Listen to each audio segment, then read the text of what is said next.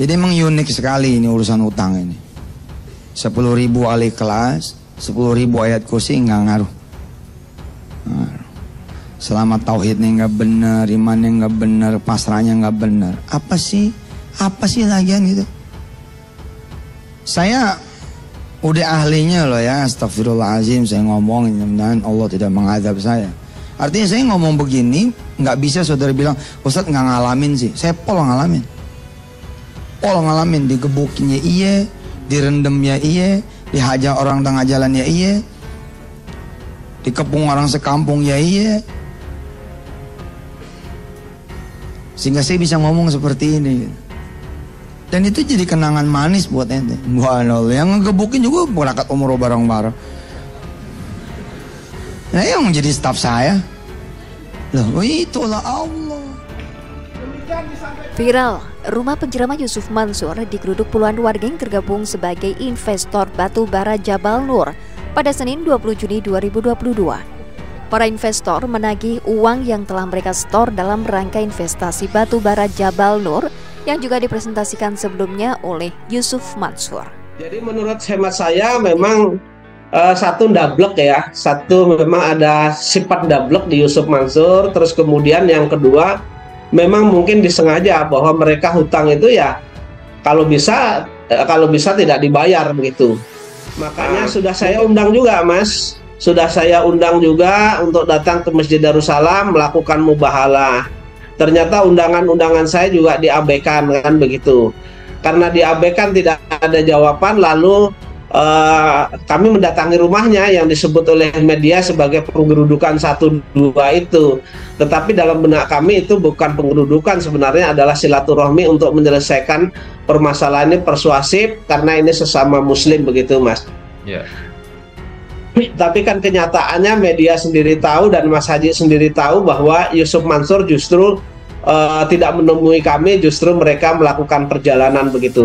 Menurut hemat saya adalah satu ndablek, yang kedua memang Yusuf Mansur sudah tidak punya itikat baik untuk menyelesaikan perkara ini secara persuasif. Oleh karena itu satu-satunya jalan tentu saya menempuh jalan hukum sebagaimana saya lakukan terhadap perkara saya nomor 28 itu Mas, begitu.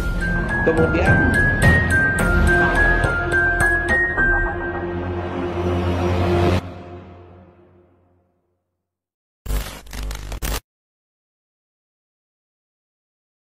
Baik, Assalamualaikum Pak Jini. Waalaikumsalam warahmatullahi wabarakatuh Mas Haji. Iya. Ya, Pak Zaini, sebelum Ramadan kemarin Pak Zaini kan juga sudah mengabarkan bahwasanya sudah mendapat telas putusan kasasi, kemudian berencana untuk mendaftarkan PK dan sudah didaftarkan Pak. Cuman belum ada kabar kapan sidangnya nih Pak. Apakah sudah ada informasi tersebut Pak? Ya, sudah ada Mas. Jadi PK itu kan saya daftarkan tanggal 14 Maret ya Mas ya. Ya. Tanggal 14 Maret 2025. Kemudian berkaitan dengan pendaftaran PK tersebut, saya mengajukan permohonan, kemudian mengajukan juga memori PK, kemudian sekaligus bayar sekum ya Mas di sana. Ya. Itu resmi sudah ada. Ini sekumnya Mas, Ya. sekum resminya ya. Oke. Terus kemudian permohonan peninjauan kembalinya ini Mas, Ya. akte permohonan peninjauan kembali ya yang dibuat oleh nih tanda tangan basah nih Mas. Ya. Betul. Oke, terus kemudian penyerahan memori kasasi nih Mas. Baik. Penyerahan memori kasasinya tanda tangan basah. Terus kemudian ada relas panggilan untuk sidang nopum Mas. Ini tanda tangan basah. Nanti sidang nopumnya akan digelar pada tanggal 10 April 2025 Mas. Begitu Mas. Ya. Kalau sidang PK itu sebenarnya seperti apa Pak? Apakah nantinya juga akan pihak dari pengadilan nanti akan menghadirkan kembali di pihak lawan gitu Pak, dari pihak lawan seperti pihak Yusuf Mansur akan dipanggil juga gitu Pak. Ini karena ini perdata hanya berkaitan dengan alat bukti, maka sidangnya itu hanya saya, kemudian saya yang mengajukan PK, kemudian saya yang menemukan alat bukti itu hanya di cross check saja, kemudian saya disumpah begitu, Mas. Ya, Oke. yang berarti lawannya tidak dihadirkan, Mas. Ya, Oke. gitu. Ya.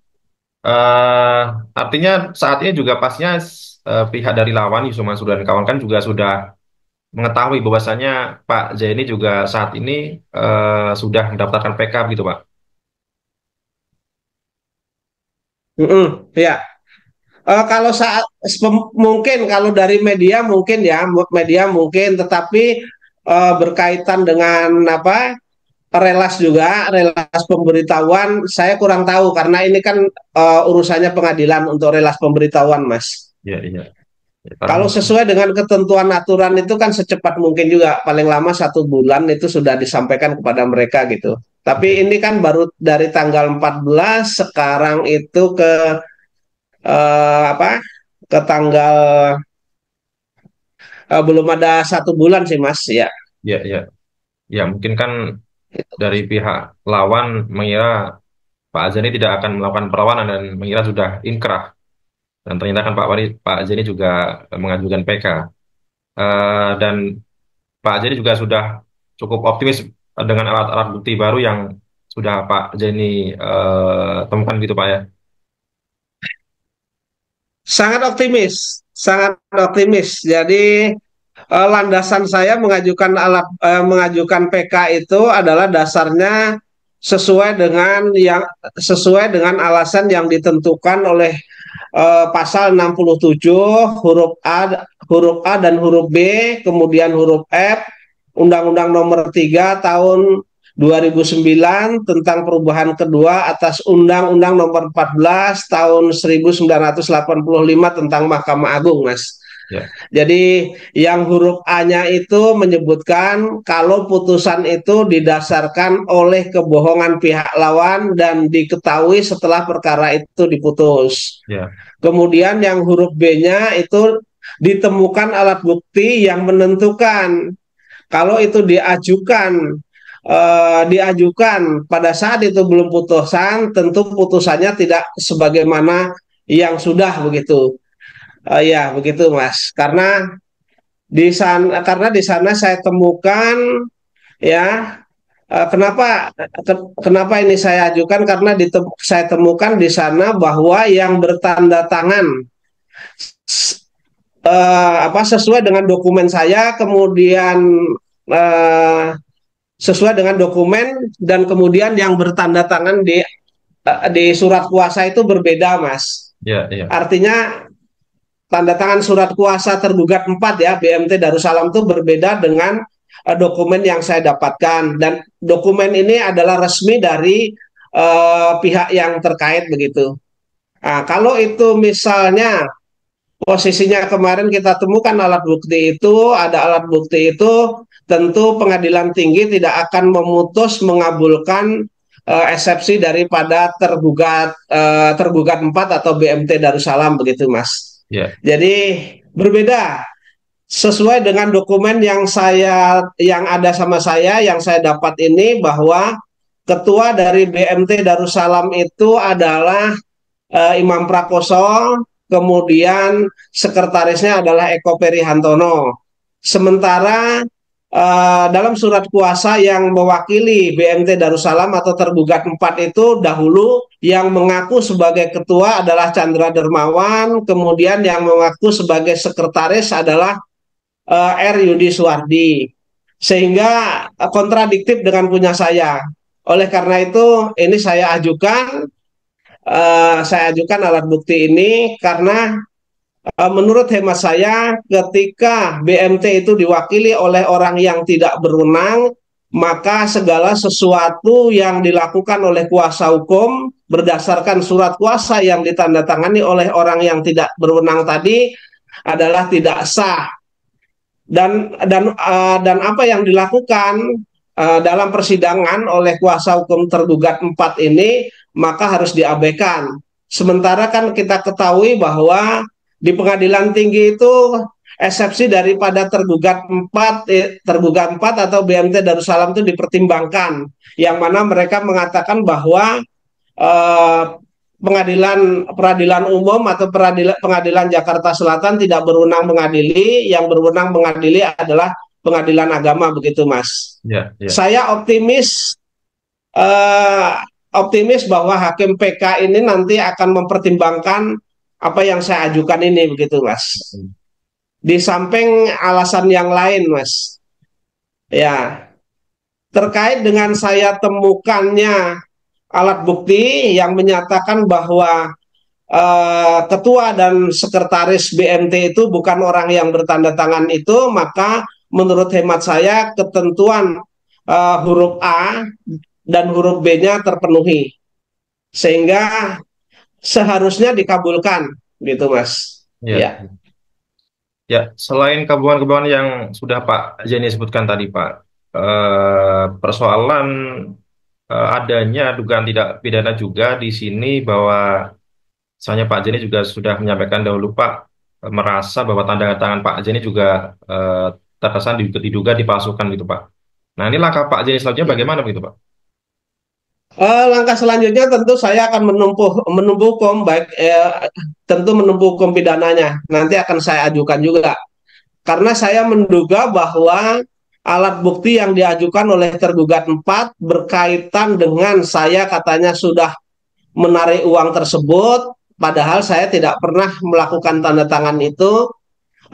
Dalam persidangan setelah saya periksa, kemudian saya raba bahwa tanda tangan itu bukan tanda tangan basah, Mas. Dugaan saya adalah scanan atau difotokopi, begitu Mas. Memang persis seperti tanda tangan saya, tapi bukan tanda tangan basah yang saya goreskan. Artinya di sana ada manipulasi, apakah itu scanan atau fotokopi, begitu Mas, dugaan saya. Sehingga nanti tetap akan saya laporkan, begitu Mas. Ya. Kalau tidak salah Pak Ajay juga sudah melaporkan terkait dengan pemalsuan dokumen di Polres Jakarta Selatan, gitu Pak. Pemalsuan jabatan, iya, kemarin diterimanya di 263 ayat 1, 263 ayat 1 dan 2, pemalsuan dokumen yang diterima itu, begitu. Iya. Tapi kan itu berkaitan dengan pengakuan mereka sebagai ketua dan sekretaris. Berkaitan dengan alat bukti yang dia ajukan, berkaitan adanya tanda tangan saya yang saya duga itu adalah scanan atau fotokopi, kan itu belum saya proses, Mas, begitu. Baik, Pak Zaini, ini kalau bicara soal JPN Batubara ini kan sebenarnya sudah berlangsung lama, Pak, sejak tahun 2009 atau 2010 sampai sekarang 2025, artinya sudah menginjak waktu 15 tahun jangka waktunya, dan sudah diupayakan secara persuasif dengan menggeruduk kediaman Yusuf Mansur 2 kali gitu kan, Pak.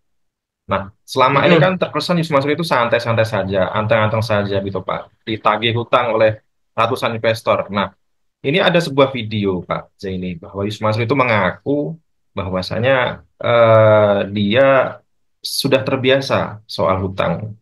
Bahkan dulu juga pernah digebukin warga, dikeroyok orang sekampung, itu sudah terbiasa. Nah, Pak Zaini melihat ini bagaimana? Apakah memang ini menunjukkan bahwa ya Yusuf Mansur sudah terbiasa bermasalah dengan soal uang, dan juga terbiasa ditagih hutang oleh ratusan bahkan ribuan orang gitu, Pak? Ya, jadi menurut hemat saya memang satu ndablek ya, satu memang ada sifat ndablek di Yusuf Mansur, terus kemudian yang kedua memang mungkin disengaja bahwa mereka hutang itu ya kalau bisa tidak dibayar, begitu. Mungkin perlu diketahui publik juga, sebelum saya melakukan gugatan ini, tentu saya awalnya mengajak persuasif dulu untuk menyelesaikan perkara ini. Kemudian setelah diajukan persuasif, ternyata Yusuf Mansur kan di beberapa tidak menjawab surat-surat saya, namun di beberapa media massa, baik itu media cetak, baik itu di TV dan media sosial lainnya, mereka menyatakan bahwa tidak terlibat dalam bisnis batu bara ini. Oleh karena itu, untuk membuat suatu kepastian, karena saya Muslim, saya anggap Yusuf Mansur juga Muslim, apalagi Yusuf Mansur kan mengklaim sebagai ustadz. Makanya sudah saya undang juga, Mas. Sudah saya undang juga untuk datang ke Masjid Darussalam melakukan mubahalah. Ternyata undangan-undangan saya juga diabaikan, kan begitu. Karena diabaikan tidak ada jawaban, lalu kami mendatangi rumahnya yang disebut oleh media sebagai penggerudukan 1-2 itu. Tetapi dalam benak kami itu bukan penggerudukan, sebenarnya adalah silaturahmi untuk menyelesaikan permasalahan ini, persuasif, karena ini sesama Muslim begitu, Mas. Ya. Tapi kan kenyataannya media sendiri tahu dan Mas Haji sendiri tahu bahwa Yusuf Mansur justru tidak menemui kami, justru mereka melakukan perjalanan begitu. Menurut hemat saya adalah satu double, yang kedua memang Yusuf Mansur sudah tidak punya itikat baik untuk menyelesaikan perkara ini secara persuasif. Oleh karena itu, satu-satunya jalan tentu saya menempuh jalan hukum sebagaimana saya lakukan terhadap perkara saya nomor 28 itu, Mas, begitu. Kemudian Bu Ilis juga menempuh jalur hukum sebagaimana dikuasakan kepada saya yang terdaftar di Pengadilan Negeri Bogor, tercatat dalam perkara 147 yang sudah ada putusan pengadilan, dan pengadilan tinggi Bu Ilis dinyatakan sebagai dikabulkan, artinya menang begitu, Mas. Hanya perkara saya ini di pengadilan negeri saya menang dan dikabulkan, sudah masuk materi pokok perkara. Kemudian di pengadilan tinggi dinyatakan gugatannya tidak diterima karena menurut mereka yang berwenang mengadili adalah pengadilan agama. Itu dasarnya adalah eksepsi tergugat 4 atau BMT Darussalam.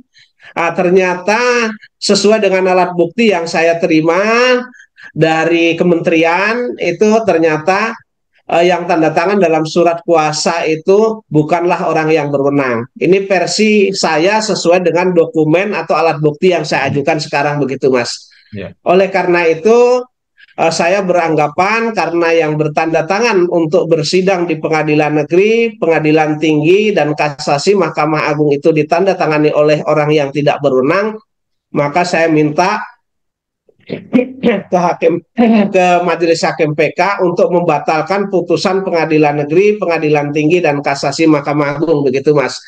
Kemudian mengadili sendiri sesuai dengan petitum yang pernah saya ajukan pada tingkat pertama atau Pengadilan Negeri Jakarta Selatan begitu, Mas. Ya. Ya. Ya, artinya dengan dirinya mengakui bahwasanya dari dulu itu sudah terbiasa dengan soal hutang piutang, kemudian terbiasa ditagih oleh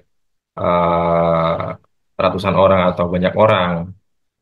Ini adalah satu cara Yusuf Mansur menguasai uang atau harta milik orang lain dengan dalih investasi, kemudian berlanjut menjadi soal hutang piutang, berlanjut menjadi perkara perdata ya. Karena kalau perdata kan tidak bisa dihukum dengan pidana kurungan itu, Pak ya. Artinya memang sudah Iya, betul. Iya. Jadi berkaitan dengan ini kan berkaitan dengan perkara perdata. Sebenarnya ada pidananya, cuman kan karena tenggang waktunya juga sudah cukup lama, maka saya lebih ini mengajukan pidananya begitu, perdatanya begitu, Mas. Ya. Ya.